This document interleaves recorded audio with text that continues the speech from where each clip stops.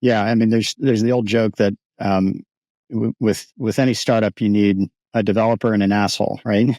You need somebody who really understands the technology, and then somebody who really understands the money and the connection. Today I meet with Demian Perry. He's from NPR originally, where I met him many, many years ago as director of mobile, where we worked together. Projects like NPR News, NPR Music, Connected Cars, and NPR One. Demian's been at the Science News publication for the last few years, where he recently hired 3 advanced to help out some apps. Had a great time building the apps and even better time chatting with Demian. Demian lets him in a lot of secrets, how to move mountains at a big organization, how to make things happen at a small scale, how to hack things together to get products off the ground. A lot of brilliant tips and tricks in there. Definitely tune in. This is a good one. I actually have a cousin up in Cape May. Oh, cool. Guess what the name of his company is? It's an HVAC company, and it's called Celtic Air. Celtic Air. That's great. I think I've seen them there. Have you? Yeah, they've got they've got like about 20 vans or something, and they're always driving around near Cape May and what is it? The Wildwood? Is that what it is? Yeah, Wildwood. So what are you doing in the software business? I mean, what a snoozer. You could join him. And Demian, with this AI revolution, I think he is a much, much safer business than I have. Yeah. I think you're right. I was thinking the other day, like advising your children of what they should study and learn. Like, I think for a long time it was like, oh yeah, just learn coding, be an engineer. So many jobs, they'll never go away. And I'm a little bit more worried about that now. Yeah, I think AI is really, it's a revolution. It's been a real problem in the media industry for us. We're trying to figure out, it's presented a raft of problems. So one big issue is that, companies are using it to copy content and recreate content. And it feels to me like it's just plagiarism, it's, and there are reputable news organizations that are grappling with this and trying to figure out whether they should start using AI to produce content, not necessarily to write a finished article, but to kind of start off the articles. And it's a really nervous area because, that's clearly not what readers want. I think they want something that's been vetted and fact checked and has a human feel to it. But AI is getting really good at making you think it's human. The Turing test has been surpassed, and now we're kind of scratching our heads and thinking, God, this sounds so very confident. It must be true. It's a little too easy sometimes. I think even just recording the podcast, I'm always so self-conscious about like how I'm speaking and what I'm doing. And I kind of feel almost like being natural and warts and all are actually is going to be something that's actually appreciated, because everything going through AI is going to be perfectly produced. Like, right. Jamie, we met at NPR, and I've toyed around with some generating automated podcasts.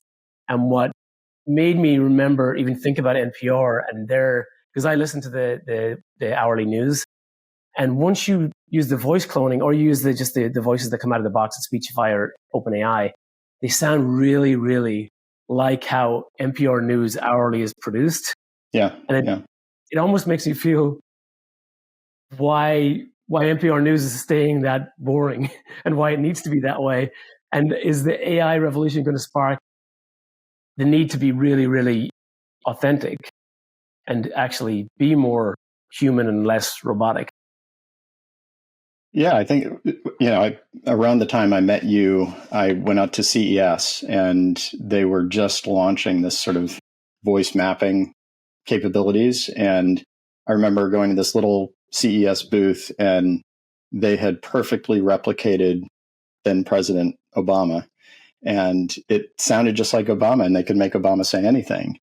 And make it sound, with his inflection and a little something missing though, and it's certainly gotten better, but I think I think NPR has certainly gone through, since I left about 5 years ago, they have gone through a lot of soul searching about what their voice is and whether their voice really represents all of America. Yes. And they've made some significant changes. And I think some of those changes were controversial at the time they were happening because, it's the way the BBC was 100 years ago. There was that BBC sound and the perfect diction and everything. And that's just not how people talk. And I think NPR now, you listen to Morning Edition and it's folksy and it's fun. And it may not feel always like the same level of, it's not elevated and serious. But I think that's, you need to differentiate yourself somehow. And if you can, and I think media is really about connecting people at a human level with the things they should be thinking about, the issues, the decisions, the policy. And those are all things that can seem really boring if you do it the traditional way. So I want to talk more about NPR. I want to start off by talking about the greatest perk of all time, Tiny Desk concerts. Yeah. So bringing it back, we worked together at NPR. You brought me in to work on NPR News, NPR Music, a few other apps. But by far the greatest experience was when I heard the ding, ding, ding on the intercom. Yeah. And a Tiny Desk concert was happening. You gotta miss that, right? I do. I had so many more friends then when I could just bring anyone in to a Tiny Desk concert. It was like they came out of the woodwork, really, really big acts that they got. Sting and Shaggy came together and did a show. Wilco came. But I think one of the neat things about that is how Bob Boylan and Robin Hilton and Stephen Thompson, the whole group there, they really try to make it feel like a coffee shop. There's that intimate sound, that intimate feel. They tone down the amp, and it's just all about the instruments and the voice. And that was really fun. I think it was cool to see rock stars acting like people. And again, it's what we were talking about with AI. It's not just computers that are distancing us from what we want to connect with. It's the commercial machine and everything else. And you've got to kind of edit that out. That's part of the artistic process, I guess. Yeah. It's also the voyage of discovery as well. We all listen to simple kids music when we're kids. And there's the pop music, very much corporate produced. That's been happening for many, many years. AI is just going to basically cheapen that even further, right? It's going to be able to, create music, audio. It's not even from a real person, making it even cheaper to produce and fire it all at us. And it is sad, but I think there's still, I look at it other ways. I look at it, it'll maybe hopefully force people to make more of an effort or find the special things. Going back to Tiny Desk concert, like I'm not going to get an AI robot. Well, maybe someday. Glenn Hansard was my highlight when I was over there. I saw Glenn Hansard, who's an Irish singer-songwriter. He was in the Commitments movie back in the day. Yeah, he wrote and starred in Once, which was a musical. And I'm actually going to see him in The Wharf in a couple of weeks. And it's the first show since the NPR. I think it was actually at that concert. I remember that, standing in the background. We were working together. So listen, Darren, I want to get into a little bit of NPR. You were there for 11 years. You finished as director of mobile. Tell me about the achievements, because I know a little bit about it, but I want you to walk me through. Like, you took NPR from 0 to 1 on mobile. Like, you made all that happen. Yeah, I think. Tell me the story. Yeah, I think one of the things that's different from that and my current job is, there was a huge team there that I was a part of, and we had like 25 engineers and their product managers, and when I came on, NPR didn't have even a mobile site, and Brian Moffat, who's now heading up their sponsorship team, he had just started this little mobile website project, and I came on to just carry it through to completion. I basically picked up a ready-made project and got that live. And over the course of just a few years, we went from 0 mobile audience to 50 million. It was huge every month. So it just grew like crazy. And we realized that we needed apps as well, and knew nothing about how to create an app. And started reaching out to friends like you to help us figure that out. We started with a company called Bottle Rocket, and that team they really knew their stuff. They helped me that was where I cut my teeth with project management and Agile, and then just kind of understanding how to have conversations with stakeholders and turn it into technology.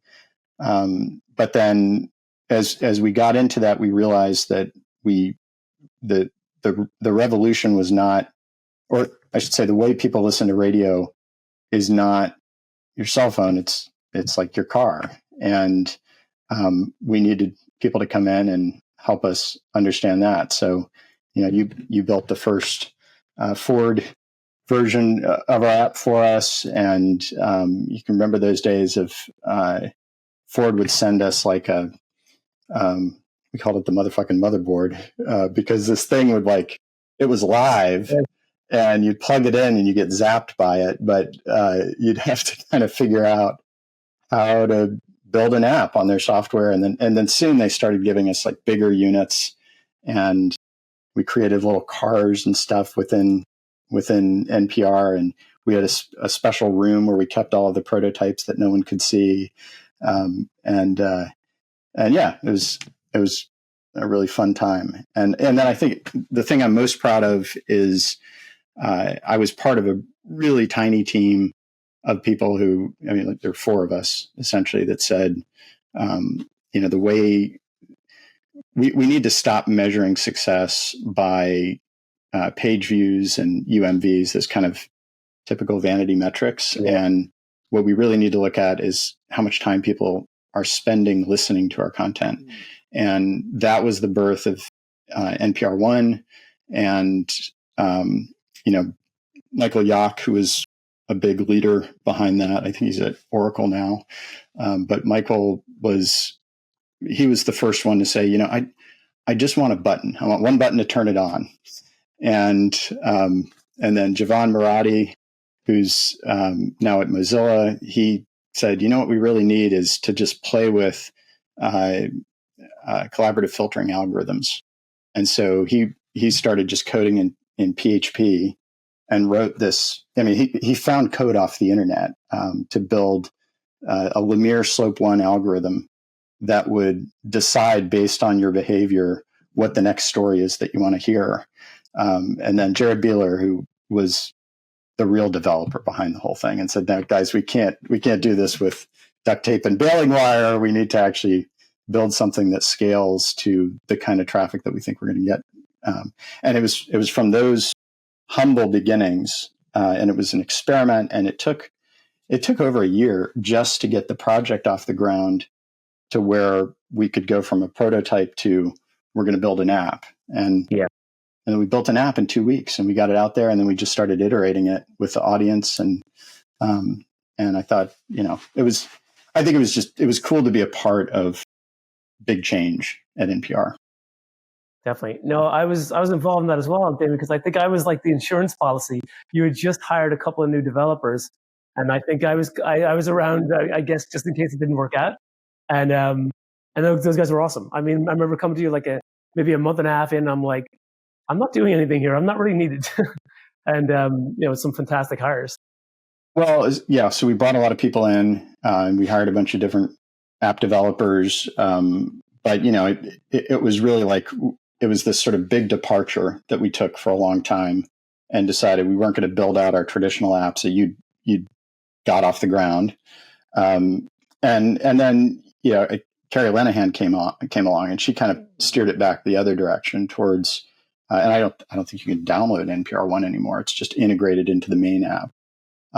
So it's the twists and turns of technology, right? It's everyone coming along, bringing their perspective, identifying something that in their gut just isn't right. It's just not the right way to connect with the product, and they steer it a little bit. And I will say, I think one thing that is common to all technology is we oversteer. We're always kind of pushing things like not this, that way. It's all about being radical and disruptive. And, eventually over time, when we're dead, there'll be, I'm sure, a nice happy medium. But until then, it's going to be a wild and crazy, bumpy ride. So I got to ask, you were at NPR, it's a large organization, a lot of old legacy patterns and systems.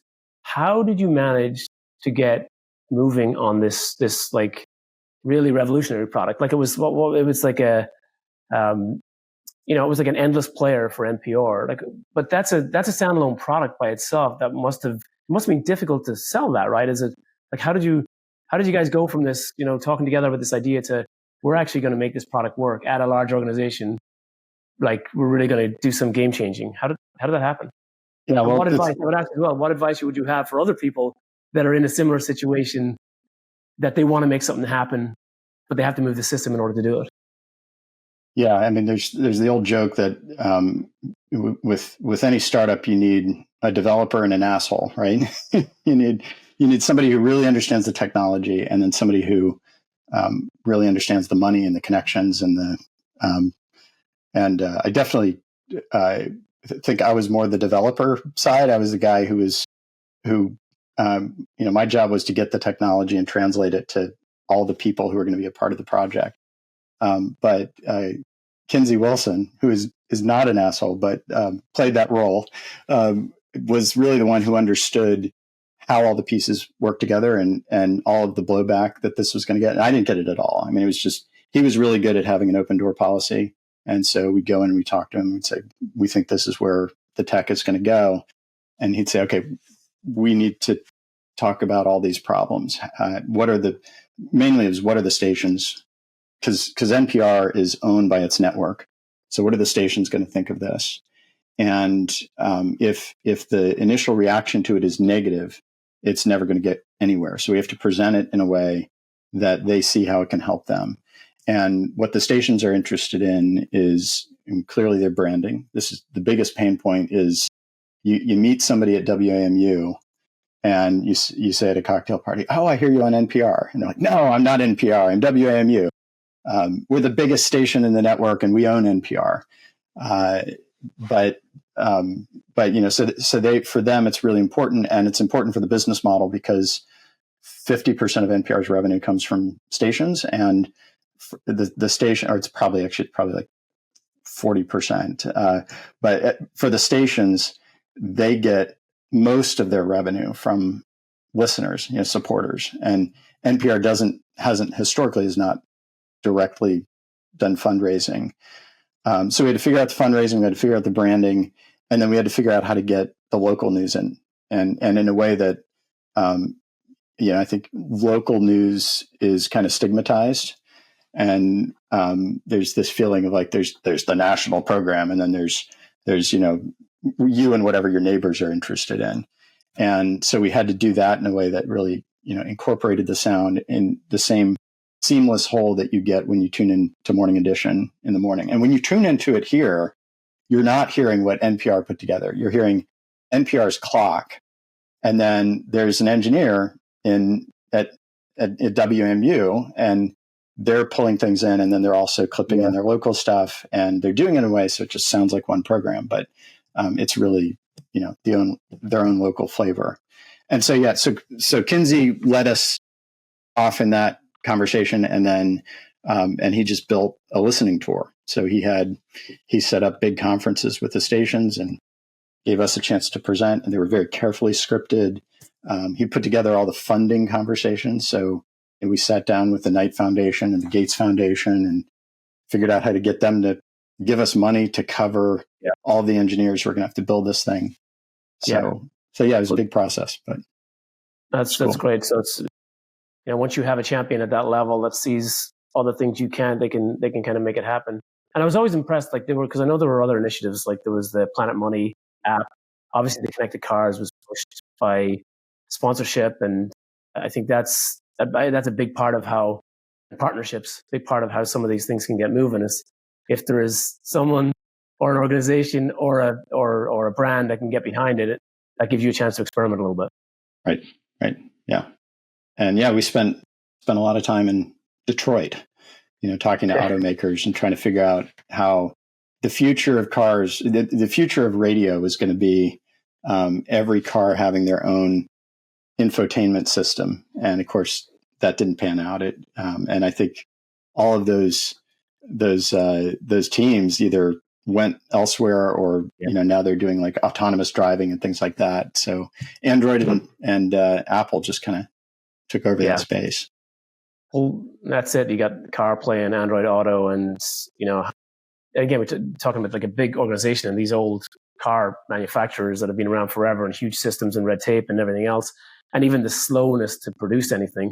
We see obviously that's how Tesla jumped in at the very ground level and shot past them because of the speed of execution and all of the systems that they put in place for safety and for and all the other regulatory and I think one of the big things for Tesla was the over-the-air update, which is something that none of the other car companies could master. And I remember going to a conference in Novi, just south of Detroit, and it was the first time Tesla attended that conference, and there was this big discussion planned around, is Tesla going to be able to crack the auto industry? And there are all these old guard engineers who are saying, no, they're not. There are too many regulations. This is not simple. You can't just come in and disrupt this industry. And while we were out there, there was looked like there was going to be a recall of Teslas because they were too low to the ground. And so they'd go over a bump and they'd scrape, and sometimes there'd be fires.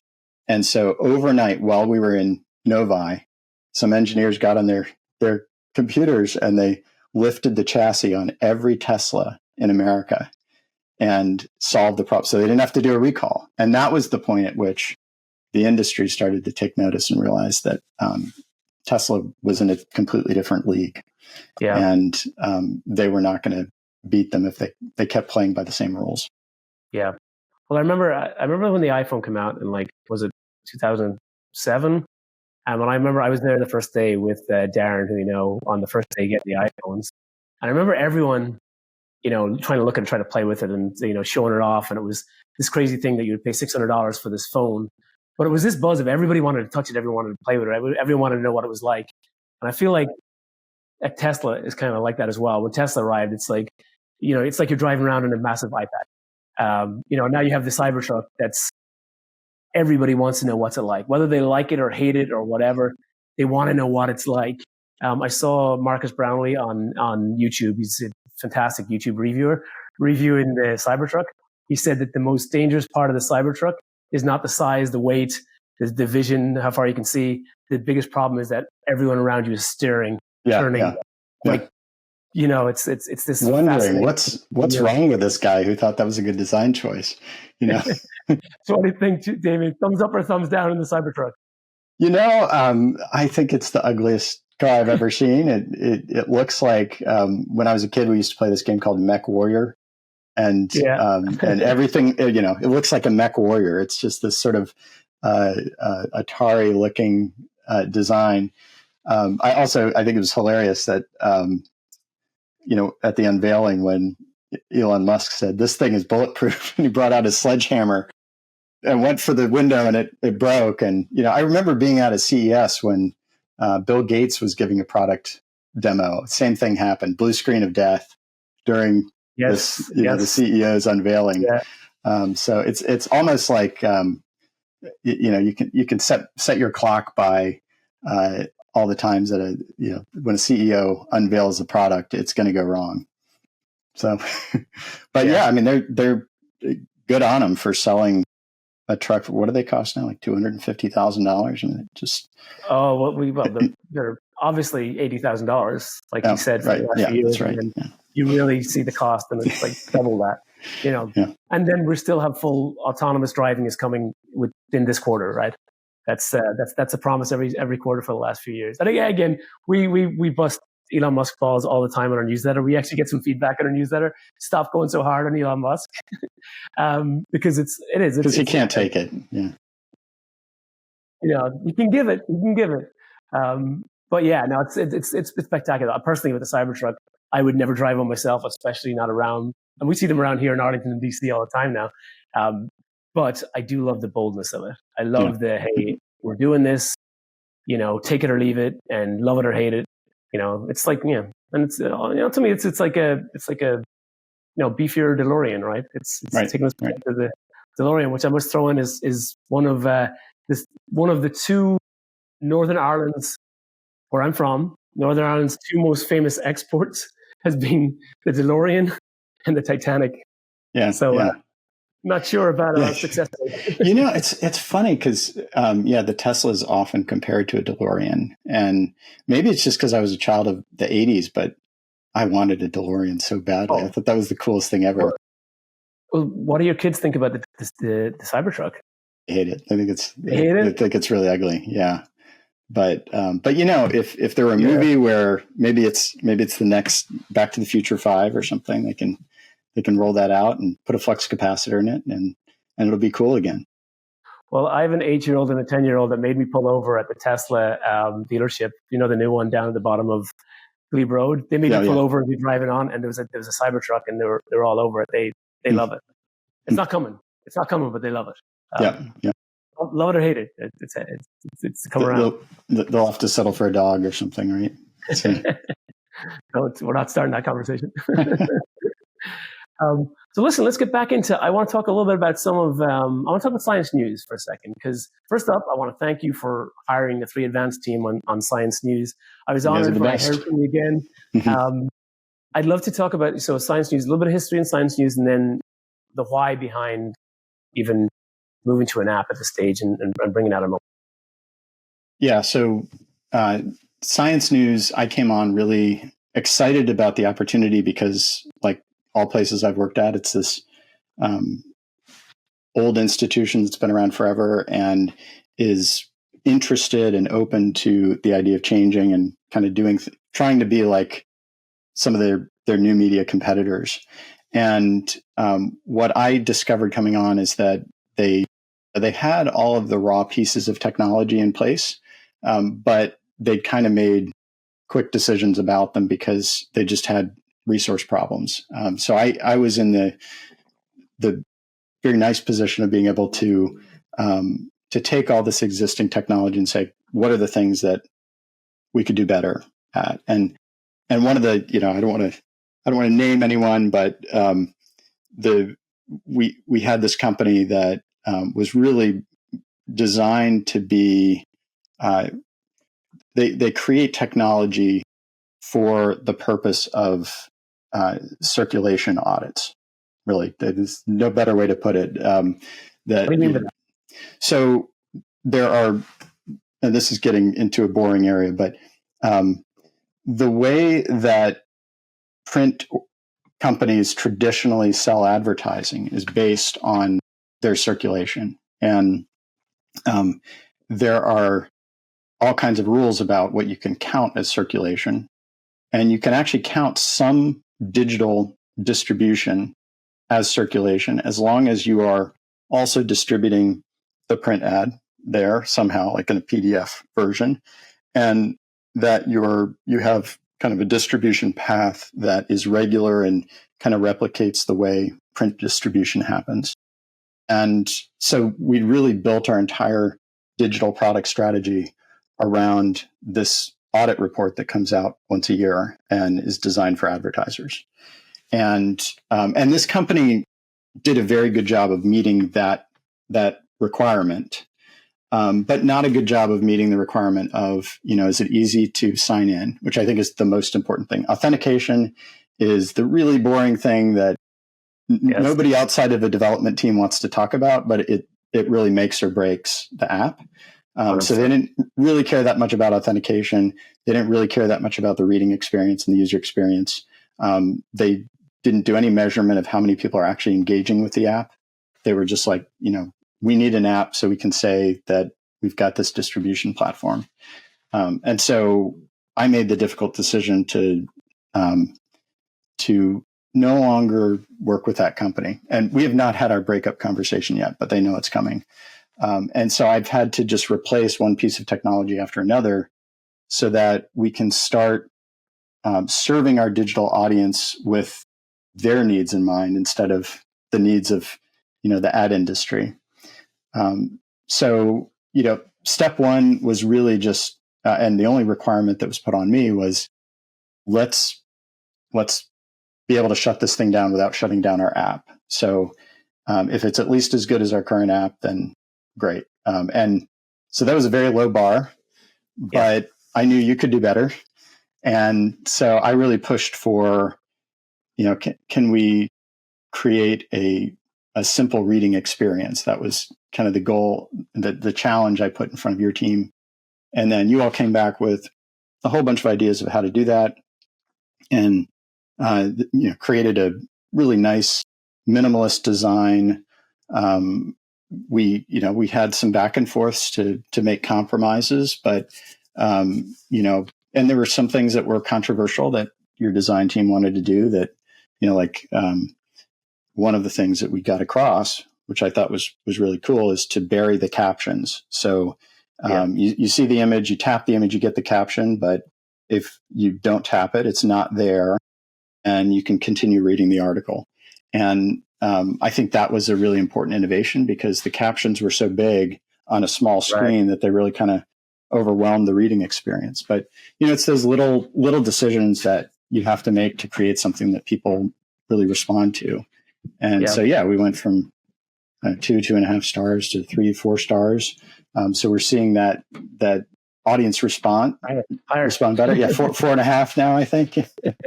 So, and it's going to keep going up, because the reason, if you read all the reviews, the only reasons you guys have been dinged are things that are outside your control, which is our authentication system, which not our subscriber management system, which is really, even that I think is good technology, but it was the connection between that and our print fulfillment platform, where a lot of people were buying their subscriptions.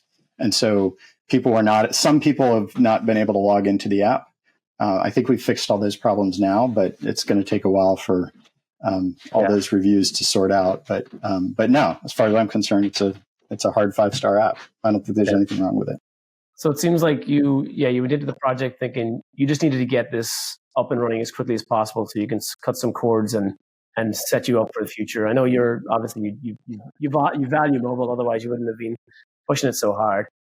Did you bring any experience from NPR, from other app builds that into this project?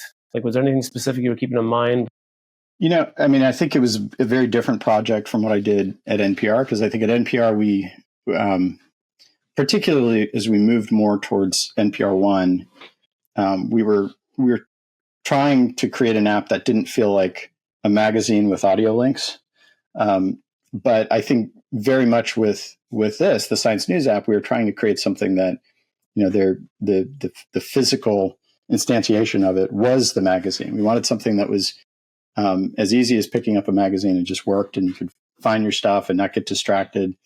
I think what I brought from NPR was probably more just empathy for the development process. And I think when I was young in my career, I would often get kind of frustrated and angry at developers not really understanding the challenges and just the problems they were trying to solve. And I think having been around the block a few times, I had a better appreciation for the kinds of decisions that a product manager needs to make to just get something across the finish line. So it's difficult. It's very difficult. Sometimes, like, we're working with sometimes first-time founders, and they haven't hired a tech team or a developer before, and it's hard to explain up front what the process is like and where the time is spent. Really, people want to spend money and get a deliverable at the end, but there's so much space that they haven't thought of. There are so many things, like we talked about authentication and onboarding for us. Like, when people think about an app, for example, they think about we have to build this many features. And really it's like, and that's what the app is, that's what it takes to build. But really the overhead of work is, for that piece of the puzzle, is down here. You have the onboarding at one side, and you've got the QA and refining and polishing at the other side. And those two pieces are so important and take up a lot of time. And it's things that, we can't even charge for it. We gotta like highlight the beef of what they're getting with them, make sure we have plenty of room to do these so important things at either side, so that we have a product that people actually enjoy.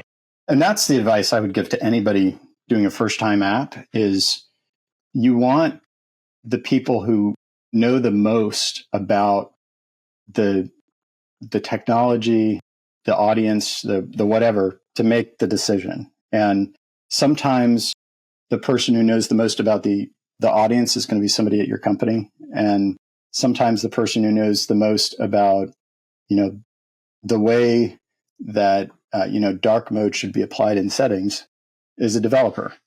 And where you really get at crosswires and create a mediocre product is when you enforce requirements at the level that the developers and the designers are in a much better position to understand that. So I think that's the challenge, is figuring out, okay, what are the make or break absolute requirements that I cannot, things like sourcing of images and fact checking and things like that my editorial team would put me on a spit if I got wrong, and then leave a lot of open space for play on the team that's actually building the app. And they're going to have more fun building it. They're going to come up with better solutions. And at the end of the day, you're going to discover something that you really want that you didn't even know you want. Yeah. Yeah. No, it's a matter. We always talk about wanting to get a mix of the perfect collaborative mix of the experience and technical know-how that we have in product with industry insights, customer knowledge, root problem information, and putting those two things together and actually creating, the best version of what, the simplest version of what's needed, and then know that, the bells and whistles and other things are going to come, but get that app out there, get some feedback, get some buy-in from up above and from down below, and then take smart steps forward.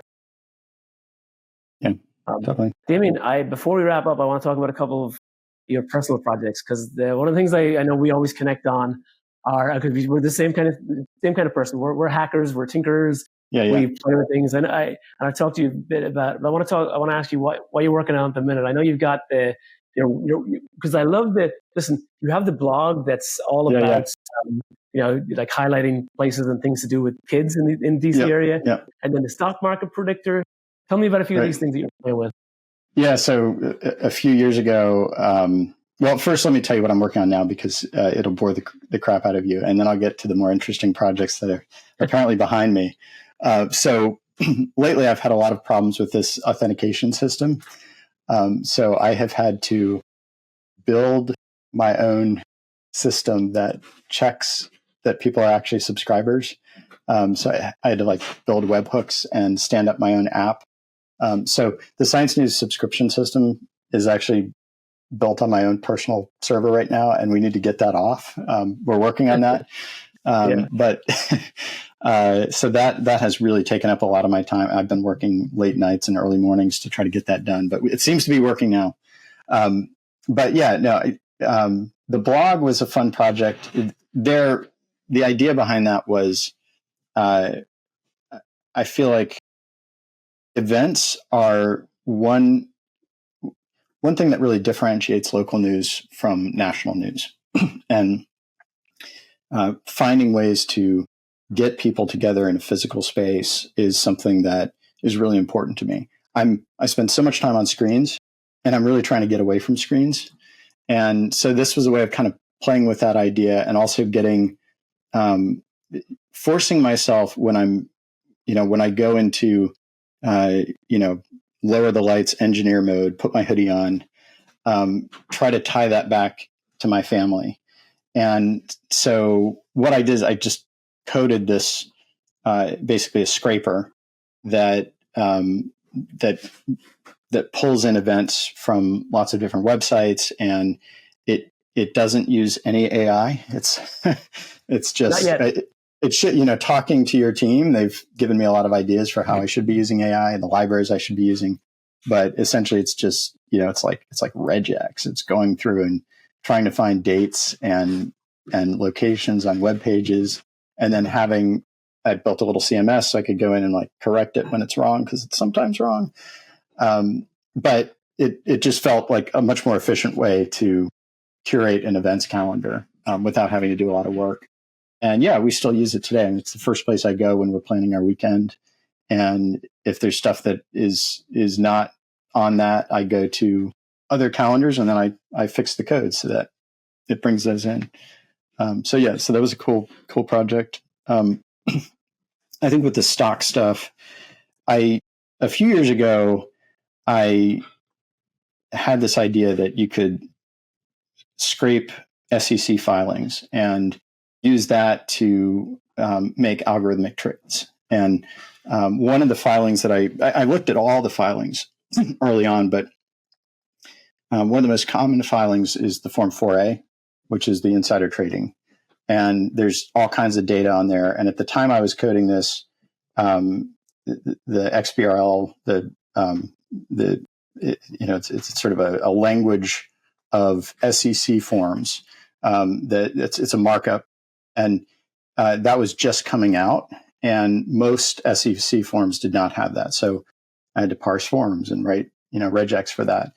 And at the time, no one was doing that, or the people who were doing that were not big enough to make a difference in the trades. So I made a good amount of money off of it, and then I actually worked with a guy at the Federal Reserve, and we worked on a paper together on sort of how that worked, and he double checked in my findings and said, yeah, there's definitely alpha there. Did you put that product out there, or are you just making money in the corner by yourself? No, I was just making money in the corner. It was doing trades, and even when I started out, I didn't even have it hooked up to an automated trading platform. So early on, it was like I'd be in a meeting at NPR and I'd get this little alert, and I'd be like, I gotta get to my desk right now. But then there's this great software that Interactive Brokers you can use, and they've got a really simple Python library, and so you can just code it and it'll make trades for you. And now there are tons of companies that do this. But then there was an article that came out in the Wall Street Journal, and it was a paper out of Harvard, and the Wall Street Journal covered it, talking about this. And that was the end of the gravy train, because then everybody was doing it, and there were people with much faster, more powerful computers. And lately I've gone back to the kind of Graham and Dodd style investing of just, I've got a few algorithms that make it easier to analyze financial statements in a way, just normalize financial statements so that you can see, you can perform the fundamentals analysis. And I have to stop myself, because I know this is something that I get really excited about, but other people are like, they go to the other side of the bar when I start talking about investing. So, in a nutshell, I think the only way anyone's going to beat AI and the algorithms in the stock market is, either you stick with an index fund, or you stick to, the very basic fundamentals of how are earnings growing over the next few years, and what impact is that going to have on my investment. Yeah, keep it safe, and right, keep it safe. I don't know. Yeah, that's funny. So I'm similar. I'm toying with a few things, and you know me. I'm all about AI and pushing it and using whatever I can, using Zapier and Make.com and any of these low code platforms to kind of pull things together. But I have one, because I was thinking about the events calendar, and so I launched just last week. It's called 2pod.ai. That cool. You can forward an email to an email address once you make, and it converts to converts to an audio file, and then sends it back to you and generates an RSS file that you can feed it into your, into Apple Podcasts. I think Spotify won't let you yet. But it's a really fun sort of way. And the other thing we're trying to do is bring in RSS feeds, and as soon as there's anything in RSS, convert it to voice and pop it straight up to Spotify. Mm-hmm. So, for your events calendar, you could plug that in, and suddenly something else is added, and then it's added to a podcast feed, which for me, I think like personal podcasts is they're going to blow up. I think, email has become less used for work and more for like newsletters, I think, for a lot of people over the past year or two. But even then, there's just too much in there. And I think distilling some of your emails and notifications from schools or kids' soccer teams or whatever else, and converting them to podcasts allows another easier sort of method of consuming this information that's not do or die stuff. So that's been a fun thing to play with. And I think I should send you over to that, to 2pod.ai, and feed some of your emails to, and let me know how it goes. Yeah, that's really cool. What are you coding in? Are you writing So it's a mixture of, I love Zapier. So Zapier is my tool of choice. I can connect Notion, Slack, OpenAI, ChatGPT, even the text to speech. And then of late, I've got into using Cloudflare. Cloudflare has these workers, which are in essence microservices and storage and databases. So it's really simple for me to go in there and build a highly scalable application that's, 50 lines of code, 800 lines of code. And Demian, you better believe I'm using ChatGPT to write that entire thing. I used to be a developer, then I wasn't a developer, and then I'm like 5% of the developer. I'm just asking how to do it, and it's telling me what to do. So it's My IT team said we want to bring your code in house, but we've got to write it in C++. And I was like, okay, well, Bard, translate to C++, and okay, here's your code. So yeah, it is amazing what AI can do now. It builds out all the dependencies and all the apps, all the extra code that you need, and you're good to go. Well, that's fascinating. Just like for example, like the RSS XML feed, I'll ask it. I'll ask it to generate it, and then it'll piece it together, and then I'll be like, actually, there's something wrong, and it'll look at it again and go, okay, I found it.